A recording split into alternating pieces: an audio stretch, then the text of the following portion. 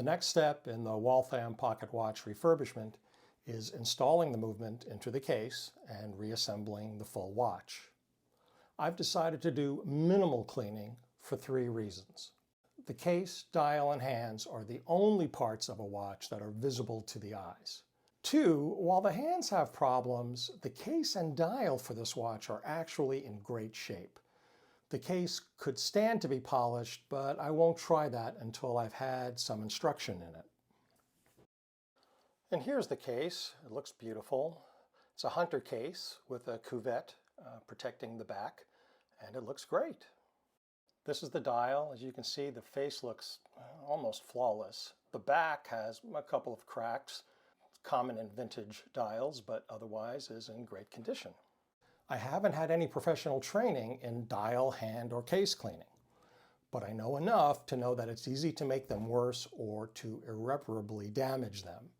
Some stains or marks are on the surface, while others are embedded in the material, and if you clean them the wrong way, you can strip or ruin the surrounding area. I'd need a couple of months of self-education before I'd be confident enough to do extensive cleaning or restoration on my own, and I don't have that amount of time now. So I'm going to wait on extensive cleaning until I learn some things about it in my WTI classes. My minimal cleaning plan is as follows. I'll clean the case with a 50-50 solution of simple green and water in my ultrasonic cleaner. I'll poke at any obvious deposits of gunk with pegwood, but I don't think I'll have to do much of that. I'm not going to polish the metal because I don't want to accidentally mess it up. I'll brush the dial with a gentle brush. The hands have some rust. Now, rust is the visible outcome of a chemical process involving the underlying metal. You can't just remove rust. You have to remove it and treat and seal the metal, and I don't have any training or education in that. After you do that, you then have to repaint the damaged areas, which for hands really means a complete repainting, unless you're lucky and it's just a tiny, tiny spot and you have exactly the right matching paint. So for now, I'm going to brush off the hands, but otherwise leave them be. I briefly considered replacing the hands with new original stock Waltham hands.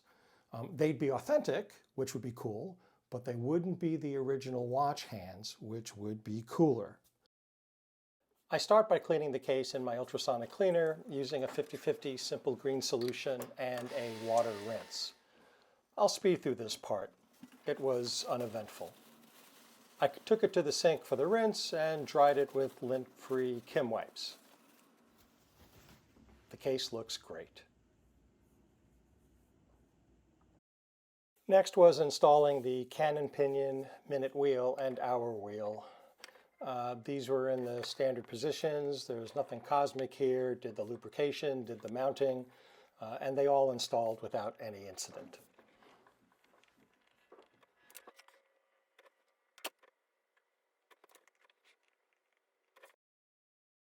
Next, I attached the dial washer, curved tips pointing upward. I saw some small particles on the dial. I used canned air to blow them off, but a few still remained. So I used a polyurethane sticky stick that I purchased from Bergeon. That works pretty well for small little nits to pick them off. So far, so good.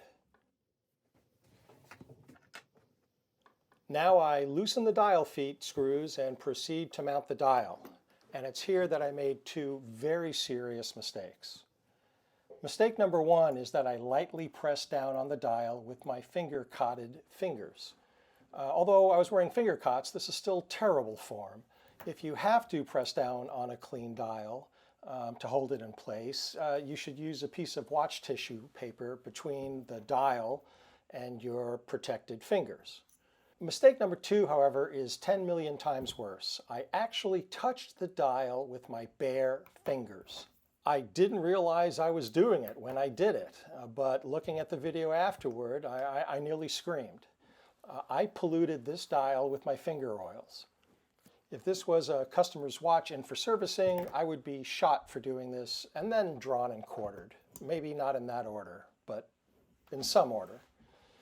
The dial looks fine to me now, but that doesn't excuse this blunder. It was super bad form.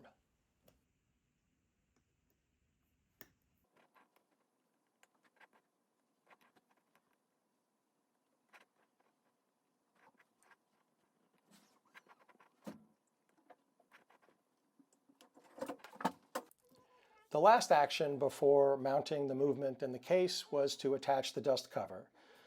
Dust covers were the technology of the day for inhibiting dust and particle penetration into the movement.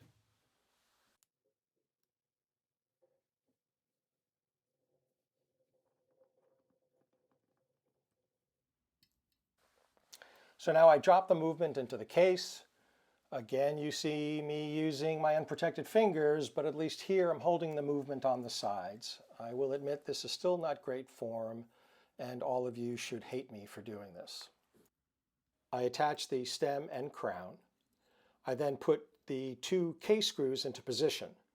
Now one of them threads immediately, but the other one doesn't. So I hold the movement in position, sort of pushing it up a little bit, and then screw it in. Then I tighten the screws, alternating between them. And then finally, I attach the stem screw to retain the stem. Now it's time to attach the hands to the dial. I don't have a really nice tool for doing this. I have a Horatech, what they call their MSA 05.020 assortment of watch hand attachment tools. I don't know where they come up with their part numbers. They work okay, but they're handheld. They have Delrin tips, and you've got to be very careful to make sure that you are in proper position before applying pressure to the watch hands. Anyway, the watch hands attached without incident. I ran the hands through a full sweep to make sure there was no conflict between them, that one hand didn't hit another hand. And when I attached the minute hand, I first advanced the hour hand to the 12 and then backed it up a tiny bit to get past the slop in the gears so that they would line up properly at 12 midnight, and all went well. The hands went on without any problems.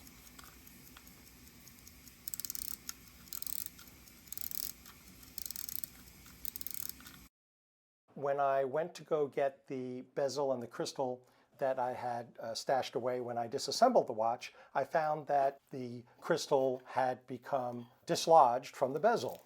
And I thought, well, I can just attach the crystal manually into the bezel. I don't need to use a tool to do this. No, that was stupid. Warning, if you do that, you will wind up cracking your crystal and needing to get it replaced. Do not ever attempt to mount a crystal, no matter what size, into a bezel by hand. Dave's Watch Parts saved my ass. He got a replacement crystal, and he actually mounted it in the bezel for me. So thank you, Dave. So step one for attaching the crystal in the bezel is to use canned air to blow off any dust particles that have settled on the dial.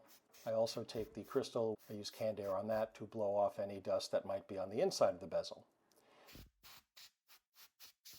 Now the bezel has a little notch in it for the setting lever, which in this movement is a separate function from the keyless works. So I pull out the setting lever so I can line the notch on it, and I go to push down on the bezel, and it does not click into place. So I go very carefully, I try a different position, and the bezel's in place. Beautiful.